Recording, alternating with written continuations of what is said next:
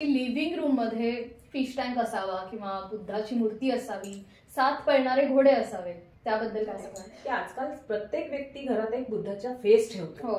तर ॲस्ट्रो वास्तूच्या नुसार फेस फक्त चेहरा म्हणजे राहू आहे. ओके. तर जर तुम्हाला बुद्धाची मूर्ती ठेवायची आहे ती संपूर्ण ठेवा.